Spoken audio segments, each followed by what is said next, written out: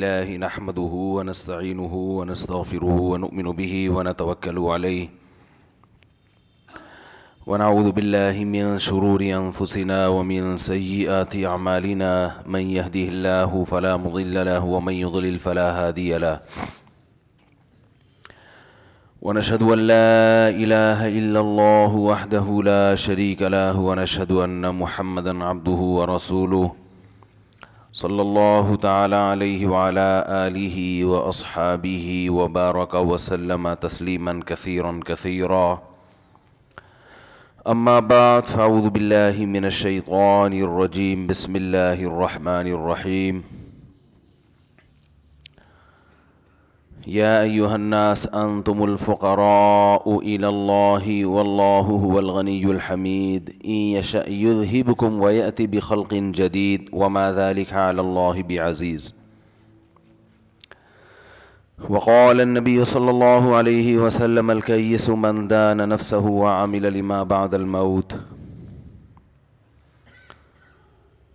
قرآن مجید کی ایک آیت اور رسول اللہ صلی اللہ علیہ وسلم کی ایک حدیث پڑھی ہے۔ اللہ تعالیٰ سے دعا ہے اللہ تعالیٰ صحیح طرح سے بات کہنے کی، سننے کی، سمجھنے کی اور پھر عمل کی توفیق عطا فرمائے۔ اس کی آواز اگر بھائی تھوڑی سی بڑھا دیں تو بڑی خوشی ہوگی۔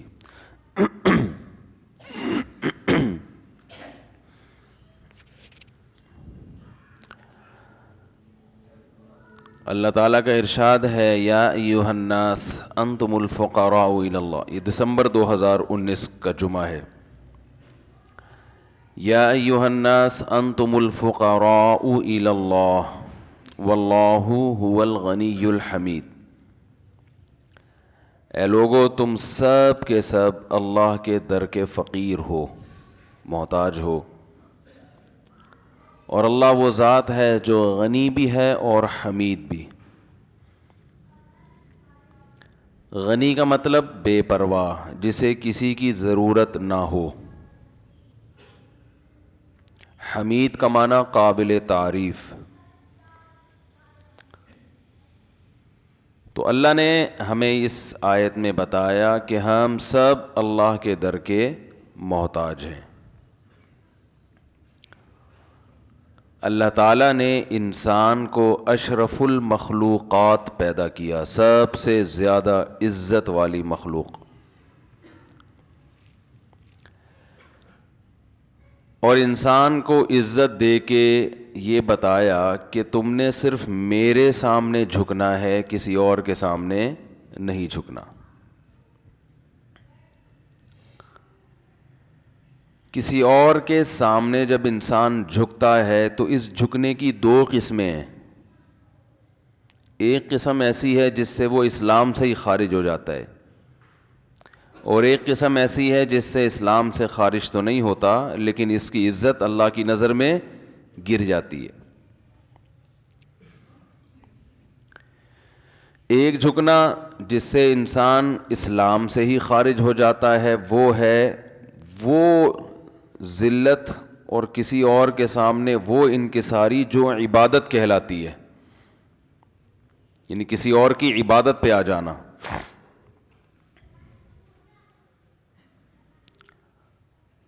عبادت کسے کہتے ہیں؟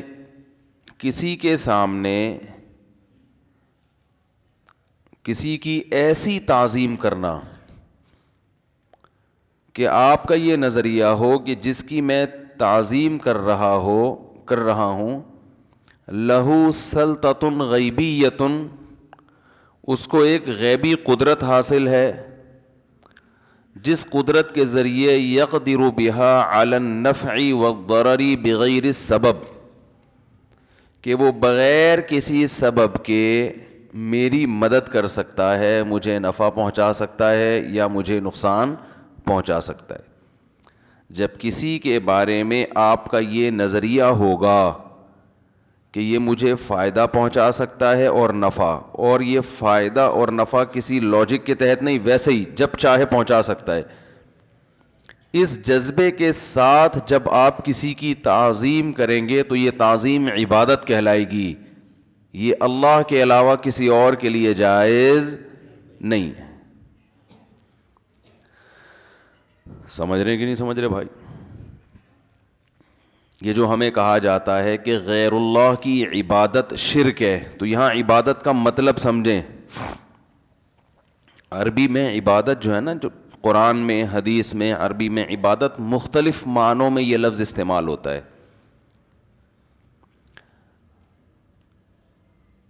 غلامی، عبادت کا لفظی مطلب کیا ہے؟ غلامی. تو صرف غلام بننے سے آدمی شرک تھوڑی ہو جاتا ہے، مشرک تھوڑی ہو جاتا ہے کسی کا غلام بننے سے. غلامی تو جو کمپنی کے ملازم اپنے باس کی غلامی کر رہے ہوتے ہیں، خادم اپنے آقا کا غلام ہوتا ہے. تو عبادت کا لفظی ترجمہ تو ہے غلامی، لیکن عبادت جب ہم کسی کی کر کے مشرک بن جاتے ہیں تو اس میں صرف اس سے غلامی مراد نہیں ہوتی.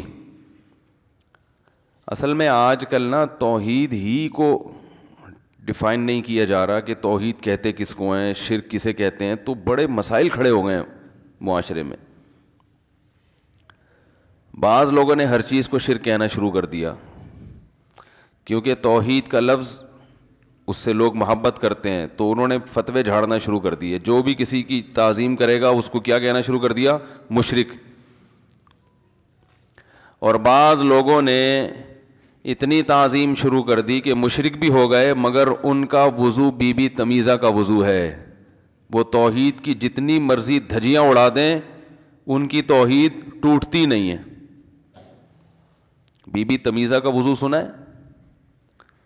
بی بی تمیزہ جو ہے وہ نماز نہیں پڑھتی تھی، تو مسجد کے قاری صاحب نے اس کو کہا نماز پڑھا کرو. اس نے کہا وضو نہیں آتی. تو انہوں نے کہا چلو وضو کا طریقہ میں تمہیں سکھا دیتا ہوں. تو بی بی تمیزہ کو مکمل وضو کرایا انہوں نے کہ ایسے کرتے ہیں. مکمل وضو کرا کے سفر پہ چلے گئے. 8-10 سال کے بعد قاری صاحب واپس آئے. بی بی تمیزہ سے پوچھا نماز پڑھ رہی ہو؟ کہا الحمدللہ 10 سال میں ایک نماز بھی قضا نہیں کی. بھائی وضو بھی کرتی ہو، وہ تو آپ کرا کے چلے گئے تھے.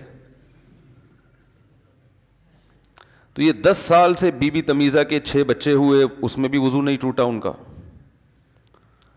تو یہ بڑا پاورفل وضو ہے یا نہیں ہے؟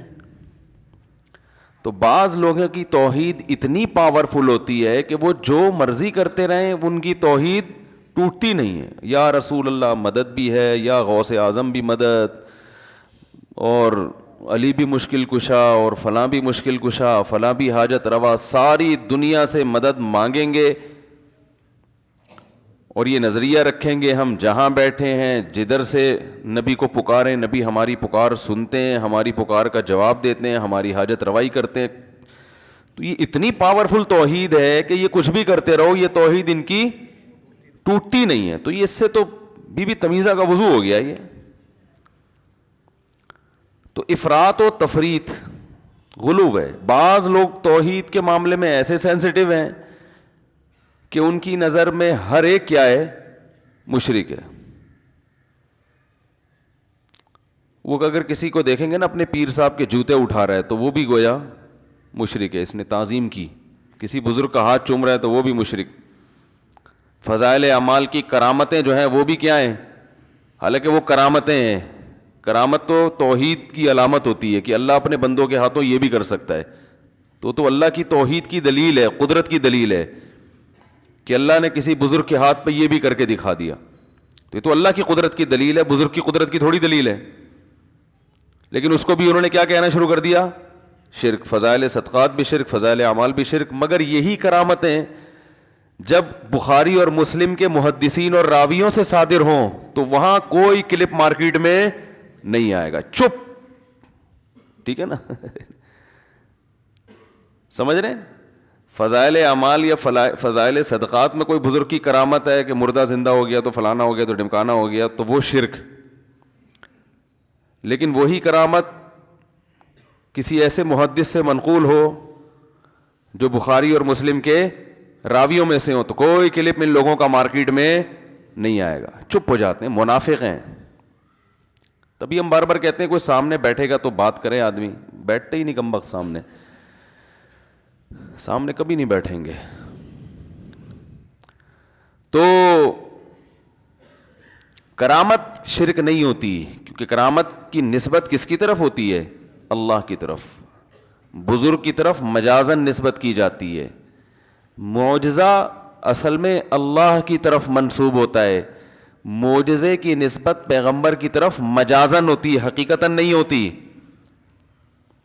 حضرت عیسیٰ علیہ السلام کہتے تھے احیی الموتیٰ, میں مردوں کو زندہ کرتا ہوں. حالانکہ ہمارا یہ نظریہ حضرت عیسیٰ مردوں کو زندہ نہیں کرتے تھے, نہ کر سکتے تھے, یہ طاقت کسی بشر میں ہے نہیں. لیکن حضرت عیسیٰ کی طرف مردوں کو زندہ کرنے کی نسبت یہ شرک نہیں ہے, اس لیے کہ یہ حقیقی نسبت نہیں ہے. اللہ زندہ کرتا تھا, زبان حضرت عیسیٰ کی استعمال ہو رہی ہے تو مجازن ان کی طرف نسبت کر دی. تو بعض لوگوں کو شرک کے فتوے لگانے میں ماسٹر, اور بعض ایسے ہیں کہ ان کی توحید بی بی تمیزہ کے وضو کی طرح, وہ ٹوٹنے کا نام لے گی نہیں.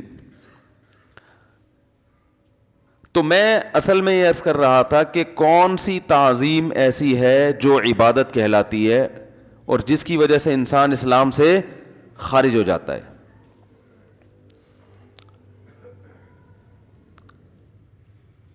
تو کہتے ہیں کسی کے سامنے ایسی تواضع, ایسی انکساری اور ایسی ذلت, کسی ایسے کے سامنے جس کے بارے میں آپ کا یہ نظریہ ہو کہ یہ میرے نفع اور نقصان پر قدرت رکھتا ہے اور نفع اور نقصان پہنچانے کے لیے کسی سبب کا محتاج نہیں ہے. ایک مثال دیتا ہوں, مثال کے بغیر بات سمجھ میں نہیں آتی. دیکھو ہم نماز میں اتحیات میں بیٹھتے ہیں دو زانوں, کیا خیال ہے, بیٹھتے ہیں کہ نہیں بیٹھتے؟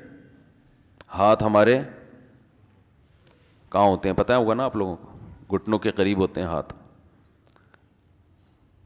دو زانوں بیٹھنا یہ نماز میں اللہ کے سامنے ہم تمیز سے بیٹھتے ہیں نا, یہ تمیز سے بیٹھنا صرف ایک تعظیم ہے یا عبادت بھی ہے؟ بولو بھائی, صرف تعظیم نہیں ہے بلکہ عبادت ہے. لیکن یہی تمیز سے آپ اپنے ابا کے سامنے بھی بیٹھتے ہوگے اگر تمیزدار خاندان سے آپ کا تعلق ہوگا.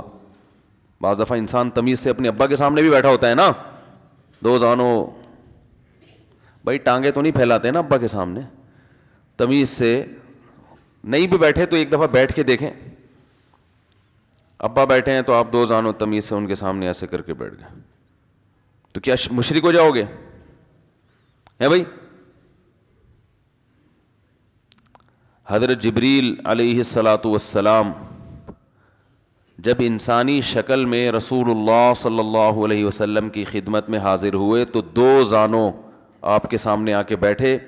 فَأَسْنَدَ رُكْبَتَيْهِ إِلَىٰ رُكْبَتَيْهِ وَوَضَعَ كَفَّيْهِ عَلَىٰ فَخِذَيْهِ. حدیث کے الفاظ ہیں کہ اپنے گھٹنوں کو آپ صلی اللہ علیہ وسلم کے گھٹنوں سے ملایا. یہ جب ہی ممکن ہے جب دونوں دو زانوں بیٹھے ہوں. ارے بھائی اتحیات کی شکل میں جب بیٹھے ہوں تو ہی گھٹنا گھٹنے سے مل سکتا ہے نا. اور پھر آ کے نبی صلی اللہ علیہ وسلم سے سوال پوچھا مل ایمان, ایمان کیا ہے؟ تو یہ بڑی تمیز سے ادب احترام سے بیٹھے تھے نبی کے پاس, وہی پوزیشن جو اتحیات میں ہوتی ہے. تو کیا ہم یہ کہیں گے کہ حضرت جبریل نے محمد صلی اللہ علیہ وسلم کی تعظیم کی, وہی تعظیم جو ہم اللہ کی کرتے ہیں, تو گویا آپ نے عبادت کی, گویا پھر آپ معاذ اللہ مشرک ہو گئے؟ تو یہ کہنا درست ہوگا؟ تو سوال پیدا ہوتا ہے فرق کیا ہے اس تعظیم میں اور اس تعظیم میں؟ بھائی سجدہ کرنا اللہ کو عبادت ہے, یہ عبادت کسی اور کے لیے جائز نہیں ہے. لیکن اللہ نے فرشتوں کو حکم دیا آدم کو سجدہ کرو. کیا خیال ہے بھائی؟ تو سوال یہ پیدا ہوتا ہے کہ اے اللہ تو نے تو اپنے سوا کسی کی عبادت کو حلال کبھی بھی نہیں کیا, تو فرشتوں کو کیوں کہہ رہا ہے کہ آدم کی عبادت کریں؟ یہ تو شرک ہے. اللہ شرک کی اجازت دے سکتا ہے بھائی؟ تو فرق کیا ہے اس سجدے میں اور اس سجدے میں جو ہم کرتے ہیں؟ فرق یہ ہے کہ جب آپ ابا کے سامنے دو زانوں تمیز سے بیٹھتے ہیں تو ابا کی تعظیم ہے, ادب ہے, احترام ہے. لیکن دل میں یہ جذبہ نہیں ہے کہ یہ تعظیم میں اس لیے کر رہا ہوں کہ یہ جو سامنے والا اتنا قابل تعظیم ہے کہ میں اس کا ایسا غلام ہوں کہ یہ میری ذات پہ جو چاہے تصرف کر سکتا ہے, یہ جب چاہے مجھے فائدہ پہنچا سکتا ہے, جب چاہے مجھے نقصان پہنچا سکتا ہے. یہ فائدہ پہنچائے گا بھی تو سبب کے تحت. بھائی تھانے دار کے سامنے آپ دو زانوں بیٹھتے ہیں اس لیے کہ فائدہ پہنچا سکتا ہے, نقصان بھی پہنچا سکتا ہے, لیکن ایک دائرہ کار ہے, اس دائرے سے آگے نہیں جائے گا. تعلقات استعمال کرے گا, یہ سبب ہے. بندوق کا استعمال کرے گا, یہ سبب ہے. آپ اگر اس سے بڑا تعلق لے آئے, بلکہ وہ آپ اس کے سامنے دو زانوں بیٹھے تھے, ہے بھائی علاقے کا کوئی ایس ایچ او صاحب تھے, تو اس کو اس پہ بھی غصہ آئے کہ سردہ کیوں نہیں کر رہے, اور اس نے اپنا کارڈ نکال کے دیا میں ایس ایچ او. آپ نے کارڈ نکالا کہ میں ڈی ایس پی ہوں. جیسے وہ ایک آدمی کو کسی نے چاقو دکھایا, بولا تیری جیب میں جو کچھ ہے نکال دے. اس نے بندوق نکالی, اس نے بولا اب تیری جیب میں جو کچھ ہے تو نکال دے.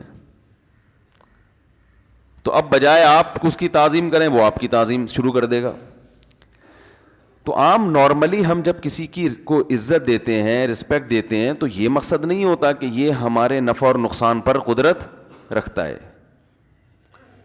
اگر کوئی شخص کسی پیر و مرشد کی تعظیم کرے, سجدہ بھی نہ کرے, صرف تمیز سے دو زانوں بیٹھے اور یہ نظریہ رکھے کہ یہ پیر صاحب بہت پہنچے ہوئے ہیں, ان کو منا کے رکھو ورنہ یہ مجھے فائدہ بھی پہنچا سکتے ہیں اور نقصان بھی, تو یہ بھی کافر ہے.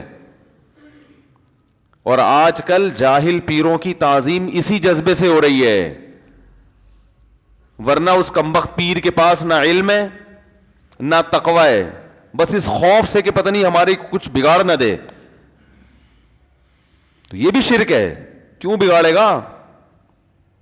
کیا ہے اس پوٹلے کے اندر جو نہ اس کی شکل اس قابل ہے کہ اس پہ عقیدت کی جائے, نہ توند. اس پیر جاہل پیروں کی توندیں دیکھی ہیں آپ نے؟ میں نہیں کہہ رہا کہ جس کی بھی توند ہے تو خدا نخواستہ وہ جاہل ہے. بعض لوگ بزرگ ایسے ہوتے ہیں جو قدرتی طور پر بھاری جسم کے ہیں, تو بڑے بڑے صحابہ ایسے ہیں جو بھاری جسم کے تھے, لیکن there are two types of stones.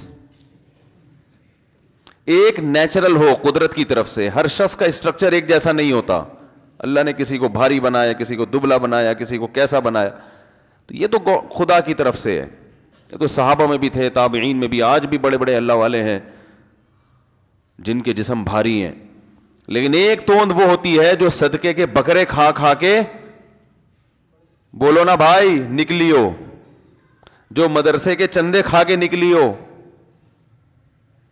جو یتیموں کو دکھا دکھا کے ہیں, کچھ یتیم رکھے ہوئے ہوتے ہیں بعض لوگوں نے, یتیم دکھایا, چندہ لیا, کچھ تھوڑا یتیم پہ, باقی اپنے اوپر. یہ والی جو توند ہے اس کا اسٹائل بالکل یونیک قسم کا ہوتا ہے, یہ اکثر پکڑی جاتی ہے یہ والی توند. لیکن افسوس کی بات ہے ایسی توندوں والوں کے عقیدت مند زیادہ ہیں. جو اس قسم کی توند رکھنے والے لوگ ہیں ان سے عقیدت کرنے والے زیادہ ہیں, اور ان سے عقیدت کرنے والے ٹوٹ کے عقیدت کرتے ہیں. کیوں؟ ان کا یہ نظریہ ہوتا ہے کہ یہ پیر صاحب سے ہماری بگڑی بنے گی. کسی عالم, مفتی, عام نارمل بزرگ جو بیچارہ سیدھا سادے سے ہوں, کہیں بھائی میں بھی تمہاری طرح کا انسان ہوں, کیا خیال ہے, میرے اپنے گھر کے مسائل حل نہیں ہو رہے, تمہارے کہاں سے حل کروں گا. کوئی اس طرح کی بات کرے, لوگ محبت کریں گے اس سے؟ تو بولیں یار یہ تو ہماری طرح کا انسان ہے, اس کے پاس کیا رکھا ہے, ٹماٹر خرید رہے ہیں, کبھی آلو خرید رہے ہیں, کبھی گاڑی کو دھکا لگا رہے ہیں. لوگ ایسے شخص کو بزرگ ماننے کے لیے تیار, بولو نا, نہیں ہے. بزرگ کی ڈیفینیشن یہ کچھ ذرا ہٹ کے کچھ ہٹ کے ہو. کیا بتاؤں میں, آپ نام لے لے کے بتا سکتا ہوں کون کون الو بنا رہا ہے طبیعت سے, لیکن نام لینا مناسب نہیں ہے, بیانات بہت پھیل گئے ہیں. طبیعت سے الو بنا رہے ہیں. بعض ایسے ہیں جو بڑی فٹنس بھی ہے ان کی, توندے نہیں نکلی, وہ بہت ڈیڑھ ہوشیار ہیں. انہوں نے کہا توند, آج کل مفتی صاحب نے توند کے خلاف کچھ بولنا شروع کیا ہے, تو فٹنس بھی ہے ان کی, چہرے پہ ایسا رونق, آپ بھول جاؤ بھائی. ایک نمبر کی کیا بتاؤں میں حرام خور ہیں. تعویذوں اور گنڈوں کے نام پہ لوگوں کو طبیعت سے الو بنایا ہوا ہے. یوٹیوب کے چینل چلا رہے ہیں, رسالے نکال رہے ہیں, ہر مہینے رسالے نکل رہے ہیں, یہ پڑھ لو تو یہ ہو جائے گا, یہ پڑھ لو تو وہ ہو جائے گا, فلانا جن, فلانی چڑیل, فلانا موکل, حصار. لوگ ان ناموں سے ہی بڑے متاثر ہوتے ہیں. یار موکل, اف, یہ تو ہمارے موکل کو بھی, حمزات کو بھی جانتا ہے. ٹوپی ڈرامہ ہے, موکل حمزات کچھ بھی نہیں ہوتا, بکواس ہے. آپ ہی ہو بس, اور کچھ نہیں ہے. وہ کہنا آپ کے موکل پہ قبضہ کر لیا ہے. بولے بھائی کیا ہے, کس پہ قبضہ کیا ہے, دکھا تو صحیح. بہت دن ہو گئے عاملوں کی گتنی بنائی ہے میں نے, مجھے بھی ابھی عجیب سا فیل ہو رہا تھا. ٹھیک ہے نا, عجیب سے کچھ کمی سی محسوس ہو رہی تھی. اصل میں کچھ دن پہلے میں نے ایک پیر کو دیکھا ہے, 2-4 دن پہلے. ماشاء اللہ وہ اور اس کے مریدین پھٹنے والے ایک دھماکے کے ساتھ, خود بخود ہی کھا کھا کے نا. ایک وقت کی نماز نہیں ہے مسجد میں تکبیر اولیٰ کے ساتھ, نہ پردے کے حکام میں پابندی ہے کوئی. مونچھیں ایسے رکھی ہوئی ہیں جیسے کوئی پتہ نہیں کوئی محلے کا ڈاکو ہے. پہلے کم از کم لوگ شکل دیکھتے تھے کہ کچھ چہرے سے لگے, اب شکل کا بھی کانسیپٹ ختم ہو گیا. اب کہتے ہیں ان کے پاس کچھ ایسے علوم ہیں جو علماء کے پاس نہیں, علوم پہ چل رہے ہیں, علوم. ابھی پچھلے ہفتے ایک بہت بڑے عامل سے میری ملاقات ہوئی. عالم نہیں, عامل, جنہوں نے بڑے کورسز کیے ہوئے ہیں عملیات کے. میں ان کو سائڈ پہ لے گیا, میں نے کہا ذرا چھاؤں میں آؤ یار. تو میں نے کہا مجھے تو پتہ ہے کہ تم طبیعت سے الو بنا رہے ہو لوگوں کو, تم نے پتہ نہیں فلاں جگہ بھی چلا کاٹا, فلاں جگہ بھی چلا کاٹا. میں نے کہا مجھ سے نہیں چھپاؤ یار, مجھے تو پتہ ہے کہ تم کیا کر رہے ہو, الو بنا رہے ہو. کہہ رہے خدا کی قسم الو بنانے کے علاوہ کچھ بھی نہیں ہے اس میں. اور کہا میں چونکہ مشہور ہو گیا, بڑا, بہت بڑا, تو جو چھوٹے چھوٹے مجھ سے آ کے کہتے ہیں, جو چھوٹے عامل ہیں, وہ سمجھتے ہیں ہم تو الو بنا رہے ہیں لیکن شاید یہ سچی مچی کا ہو. کہہ رہے وہ مجھے آ کے کہہ رہے ہوتے ہیں کہ ہماری ذرا نگرانی کریں, حفاظت کریں, حصار کھینچیں. کہہ رہے ہم بھی گھما دیتے ہیں, کچھ کھینچ رہے ہیں. کہہ رہے جیسے یہ بیوقوف ہے نا, اور ان کا نظریہ یہ کہ ہمیں تو نہیں پتا لیکن ہم سے بڑے والے کو پتا ہوگا. تو کہہ رہے میرا بھی یہی حال ہے, سمجھ رہے ہو, میرا بھی کہہ رہے یہی حال ہے. تو خیر عامل کی گت تو بنتی رہتی ہے, اس پہ تو بہت بیانات ہیں. لیکن عاملوں کی ایک اور مثلا کہ پیر صاحب بھی آئے ہوئے ہیں مارکیٹ میں نا, وہ کہتے نہیں ہے کہ میں عامل ہوں, میں بزرگ ہوں, بس ختم. کیوں بزرگ ہو, کیا ہے تمہارے اندر بھائی؟ بس پہنچے ہوئے ہیں, فلاں سے گدی ملی ہے ان کو, فلاں کا ہاتھ ہے ان کے سر پہ, تو فلاں کے سر پہ ہاتھ کی وجہ سے بال تو نکلے نہیں ان کے سر پہ, اتنی برکت بھی نہیں ہوئی, بس یہ فلاں کی وجہ سے ان کو ملا ہوا ہے. کیا ملا ہوا ہے؟ سب مبہم باتیں ہوں گی, کوئی بات بھی ایسی نہیں ہوگی جس کا کوئی ڈکشنری میں مطلب ہو. سمجھ رہے ہیں نا بھائی, یہ ان کے کچھ ہیں, ان کو کچھ خدا کی طرف سے کچھ ہیں چیزیں. کیا چیز ہے بھائی؟ چیزیں ہیں.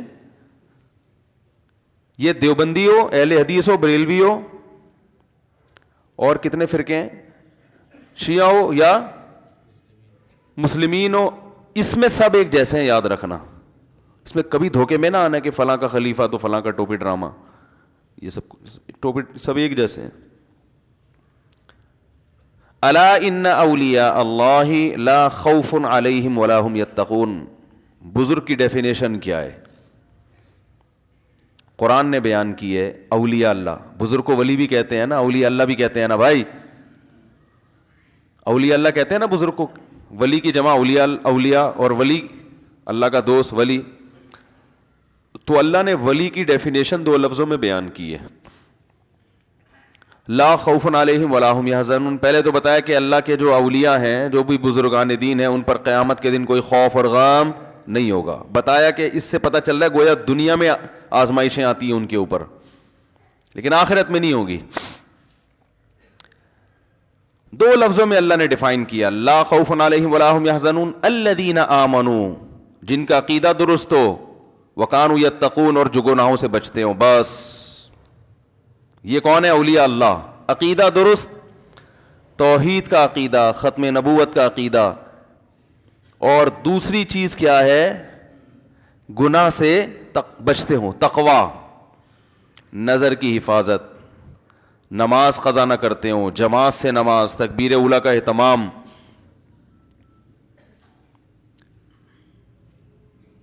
اس میں کہیں بھی نہیں ہے کہ وہ کوئی ٹھیا لگا کے بیٹھے ہوئے ہوں اور یوں کر کے توجہ ڈالیں تو بندہ ہل جائے, ہوتا ہے نا, اور وہ ان کو منا کے رکھو گے تو بگڑی بنتی رہے گی, ان کو ناراض کر دیا تو وہ کچھ کر دیں گے تو جس سے کیا ہو جائے گا؟ نقصان ہو جائے گا. رسول اللہ صلی اللہ علیہ وسلم سے بڑا ولی کون ہو سکتا ہے؟ 13 سال مکہ میں تکلیفیں برداشت کی ہیں, پھر وہاں سے مدینہ کی طرف ہجرت کی. آپ یوں کر دیتے, آپ یوں کر دیتے تو سب کچھ ہو جاتا. ہدایت چاہتے تھے کہ عمر بن خطاب کو اور ابو جہل بن ہشام کو ہدایت ملے, تو یوں نہیں کیا, دعا مانگی, اللہ ان دونوں میں سے کسی ایک کو تو دے دے. دعا مانگی اللہ سے.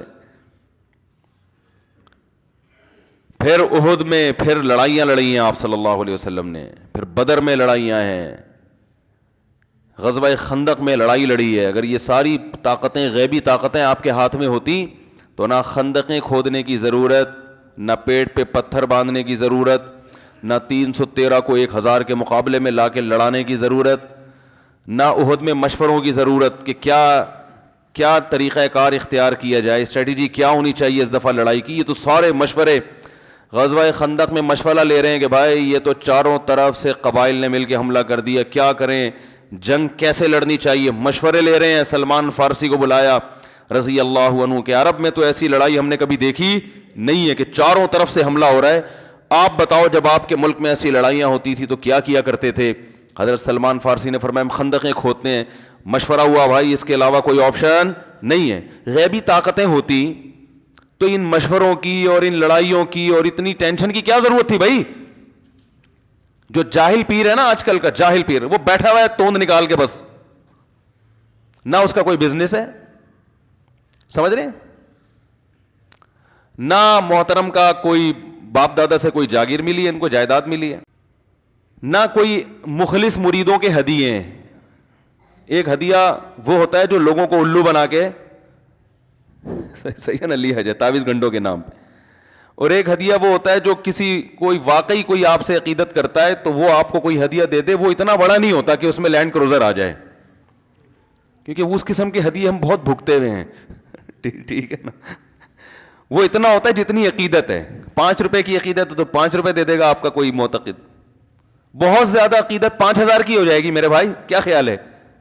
5000 سے زیادہ عقیدت کے لیے بہت سامنے والے کو انسپائر کرنا پڑتا ہے کہ میں بہت زیادہ نیک ہوں, معمولی نیک نہیں ہوں. پھر 5000 سے اوپر تھوڑا سا گراف جائے گا, لیکن وہ بھی لاکھوں کروڑوں تک اتنا نہیں ہو جاتا کہ پلاٹ خریدے جائیں, جائیدادیں بنائی جائیں اور بنگلے خریدے جائیں, اور بھائی پیر صاحب کے ہاتھ میں سونے کی انگوٹھی تو چاندی کی ادھر لاکٹ یہ والا, اور پھر خود بھی کھا رہے ہوں, اپنے بھائیوں کو بھی کھلا رہے ہوں, اور پورے سلسلے مریدوں کے خلیفوں کے ڈیفینس میں بنگلے بن رہے ہوں.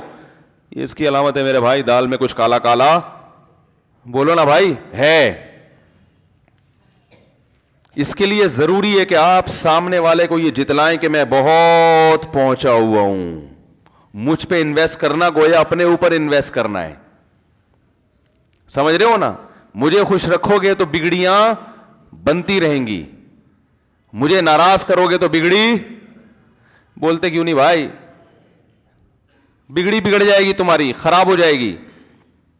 ریٹ چل رہے ہیں آج کل, پیر صاحب آپ کے علاقے میں آئیں گے تو اتنا ان کا اتنے پیسے ملیں گے. پیر صاحب آپ کے گھر کھانا کھائیں گے تو چونکہ آپ کے گھر جلوہ افروز ہوئے, ہوائیں انہوں نے آپ کے گھر میں چھوڑی ہیں, جو بھی انہوں نے الٹے سیدھی چیزیں کھائی ہیں نا, تو پھر اس کے اتنے چارجز مرید کے ذمے ہیں. مولانا اشرف علی تھانوی رحمہ اللہ تعالی, اللہ ان کی قبر کو نور سے بھر دے, بسا اوقات لوگ ان کے پاس ہدیہ لے کے آتے تھے نا تو وہ انکار کر دیتے تھے. وہ کہتے تھے کہ اب یہ رواج چل پڑا ہے کہ جب کسی پیر و مرشد کے پاس جانا ہے تو ہدیہ لازمی لے کے جانا ہے, اب یہ رواج چل پڑا ہے, اس کو ختم.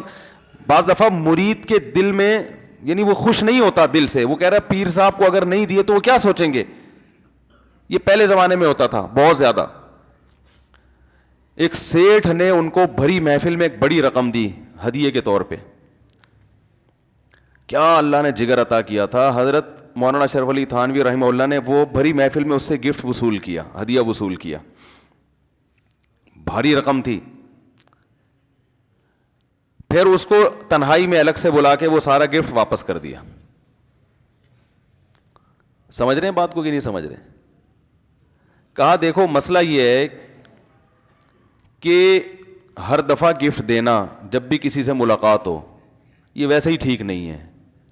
اس سے یہ وہم ہونے لگتا ہے پتہ نہیں یہ مجبور ہو کے تو نہیں دے رہا, کہیں دل کی خوشی ہے نہیں اور یہ سوچ کے دے رہا ہے کہ پتہ نہیں کیا سوچیں گے پیر صاحب, خالی ہاتھ ہی آ جاتے ہیں ہمیشہ. تو فرمایا کہ ہونا تو یہ چاہیے تھا. اور دوسری بات یہ کہ میں آپ سے میری بے تکلفی نہیں, میں آپ کو جانتا نہیں ہوں, اور اتنا بڑا گفٹ آپ نے اٹھا کے مجھے, اتنا بڑا ہدیہ آپ نے, اتنی بڑی رقم مجھے دے دی. کہا ہونا تو یہ چاہیے تھا کہ میں اسی وقت آپ کو واپس کر دیتا, لیکن اس وقت سب کے سامنے واپس کرنے میں آپ کی توہین تھی, میری عزت تھی, میری عزت تھی. لوگ بولیں گے مولانا صاحب کو اتنا بڑا لفافہ ملا اور مولانا صاحب نے واپس کر دیا. بھائی مولانا کی عظمت کو سلام ہے.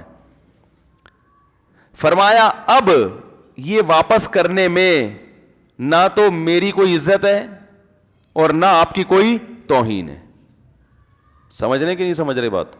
بھری محفل میں لے لیا اس کی عزت رکھنے کے لیے اور چپکے سے لے جا کے اس کو بولو بھائی واپس کر دیا. یہ ہمارے علماء تھے. تو ہدیہ لینا دینا بری چیز نہیں ہے, لیکن یہ دل پہ بوجھ کے ساتھ نہیں ہونی چاہیے کہ جا رہے ہیں پتہ نہیں حضرت جی کیا سوچیں گے کہ خالی ہاتھ اٹھ کے آ گئے. ویسے تو بڑے محبت کے اظہار کیا کرتے تھے اور آج جب بھی آتے ہیں سڑا ہوا منہ لے کے آ جاتے ہیں. جہاں یہ تصور آنا شروع ہو جائے تو علماء کہتے ہیں پھر اس گفٹ کو واپس کرو.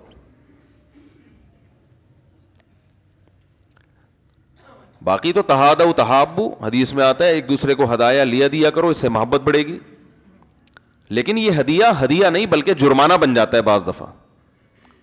بعض علاقوں میں یہ دستور ہے کوئی مولانا صاحب کہیں بیان کے لیے جائیں تو لازمی اس کے پیسے ان کو ملتے ہیں. میں پنجاب میں گیا 2004 کی بات ہے, میرے مختلف علاقوں پہ بیان, ہم نے کراچی میں تو یہ دیکھا نہیں کہ بیان کے بھی پیسے ملتے ہوں. یہاں تو پورا تیل نکال کے نا سرنج سے جلسے میں بٹھائیں گے 4 گھنٹے, آدھے گھنٹے ہمارا بیان ہے, اس سے 1.5 گھنٹہ پہلے نعتیں چلیں گی, ہم چلے گی, پھر مختلف خطیب آئیں گے, پھر ہمارا بیان ہوگا, پھر اس کے بعد پھر پروگرام چلے گا. 2-3-4 گھنٹے گئے, اس کے بعد واپس آ رہے ہیں, گھر والے پوچھے کیا ملا؟ ثواب ملا بھائی بہت زیادہ. بس یہاں یہ رواج ہے اور یہ اچھا رواج ہے.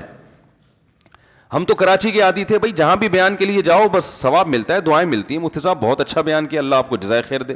بس ہمارے لیے یہی بڑی خوشی کی بات ہوتی یار چلو لوگوں کو فائدہ ہو گیا. پنجاب میں جب گیا تو وہاں جہاں بیان کے لیے جا رہا ہوں لفافہ کھول رہے ہیں تو پیسے نکل رہے ہیں اس میں. ہم نے کہا یار یہ تو بڑے مزے ہیں, یہاں پہ ثواب بھی ملتا ہے اور ساتھ ساتھ پیسے بھی ملتے ہیں.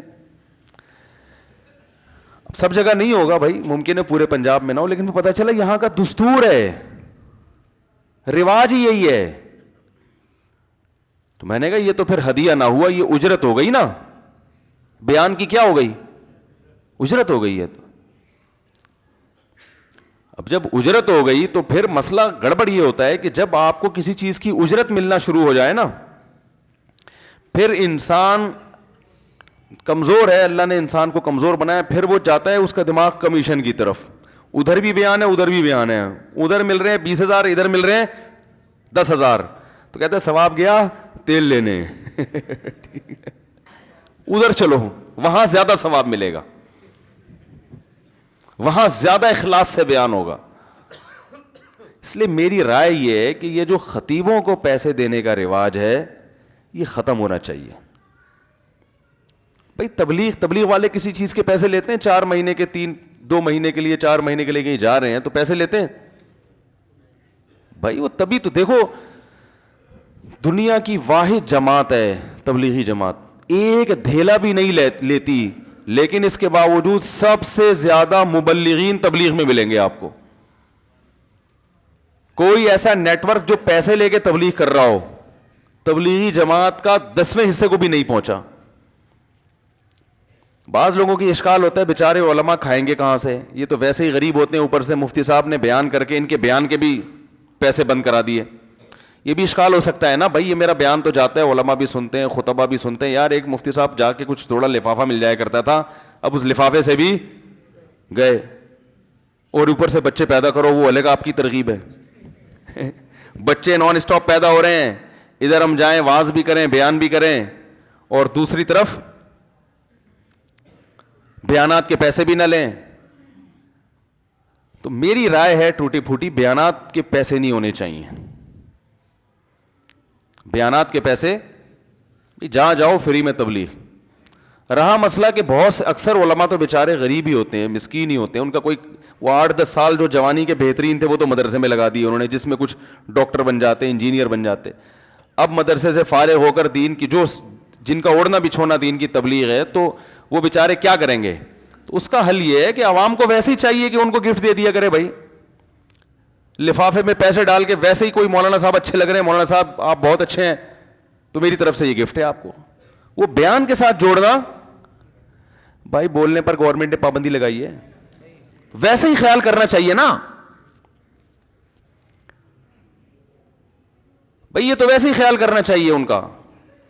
جو علماء غریب ہیں اور دین کا بہت کام کر رہے ہیں تو عوام کے ویسے ہی ذمے ہیں. پہلے زمانے میں جب اسلامی حکومتیں ہوا کرتی تھیں تو علماء کو ان کی صلاحیتوں کے بقدر بیت المال سے وظیفہ ملا کرتا تھا, گورنمنٹ دیتی تھی اسکالرشپ, گورنمنٹ ان کی وظائف دیا کرتی تھی. آج کل گورنمنٹ ایک دھیلا نہیں دیتی, نہ مدرسوں کو نہ علماء کو.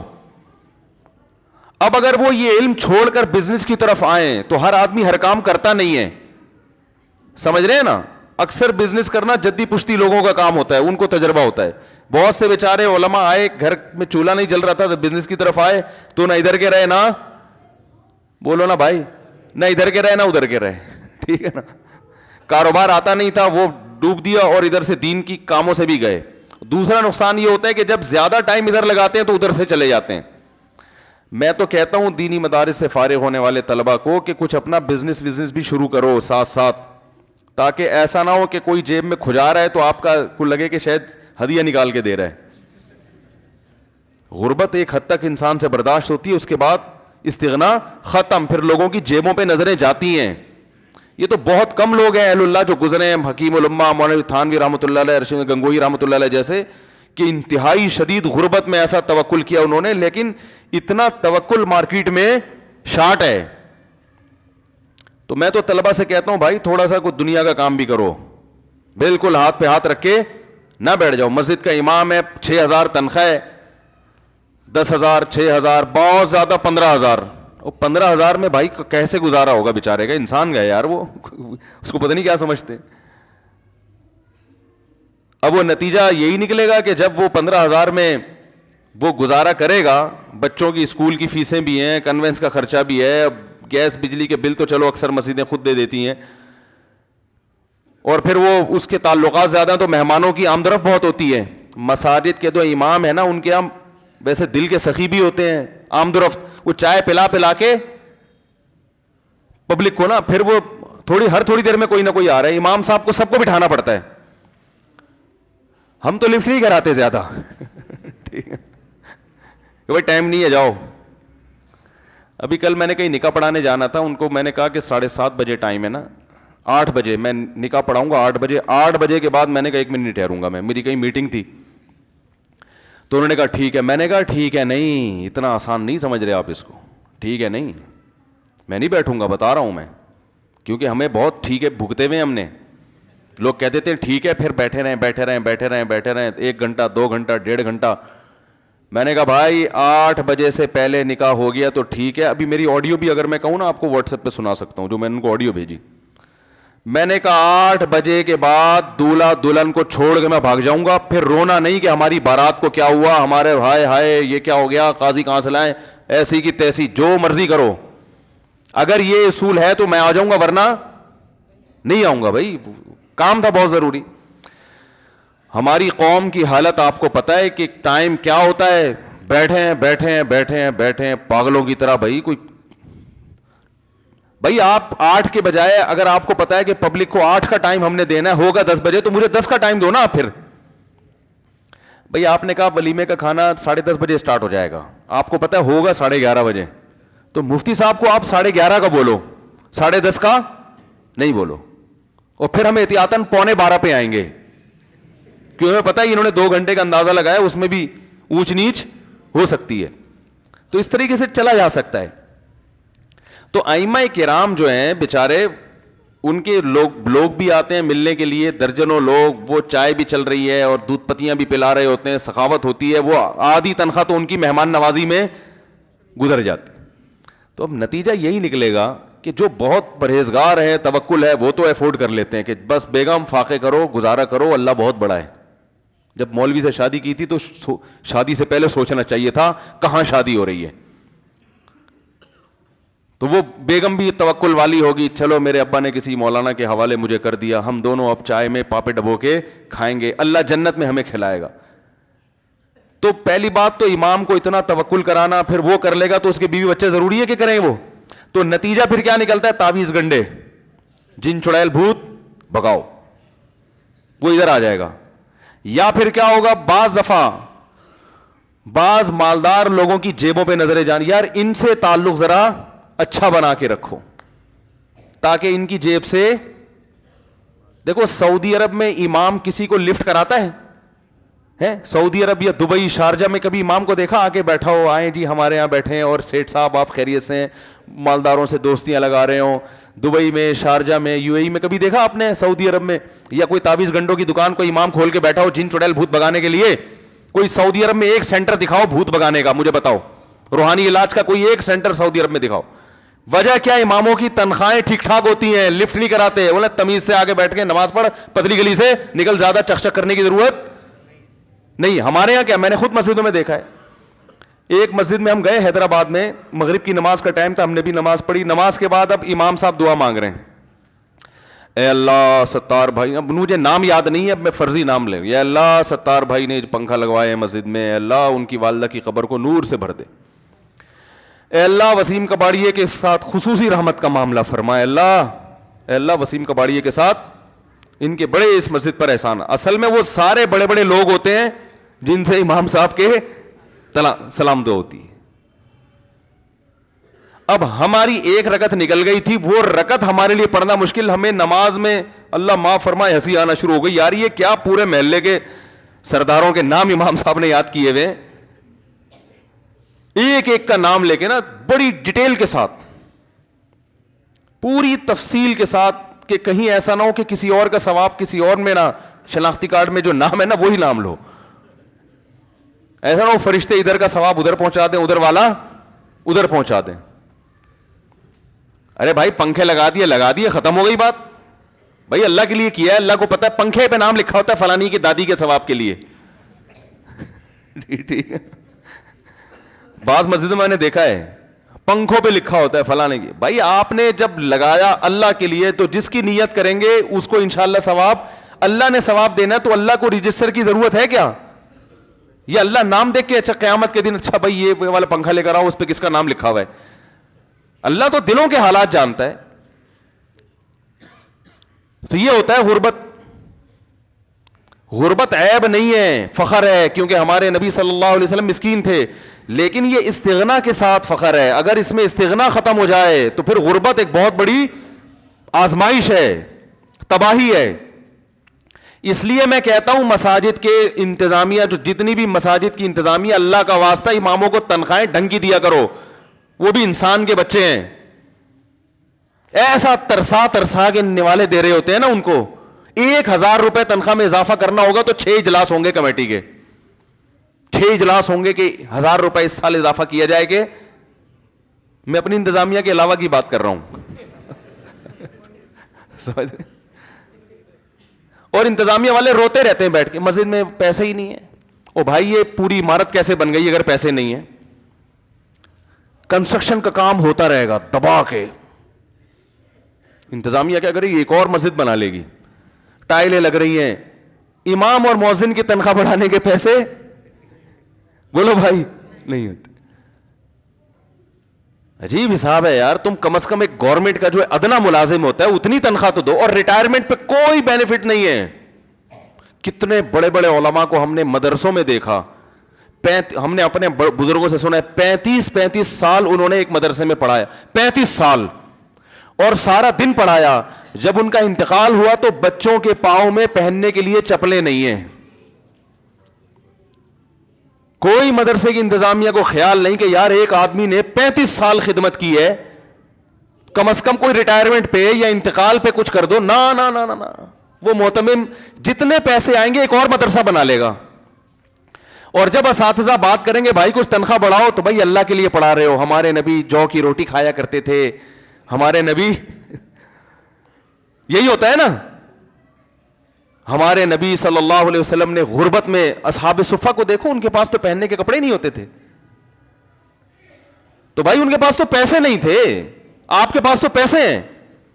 آج ہماری نظروں میں دیواروں کی اہمیت انسانوں سے زیادہ ہے, اور یہ قوم کا عمومی مزاج ہے. صرف ہر مدرسے میں نہیں ہوتا ایسا, لیکن بہت سے مدرسوں میں اور مسجدوں میں تو بہت ہی ہوتا ہے.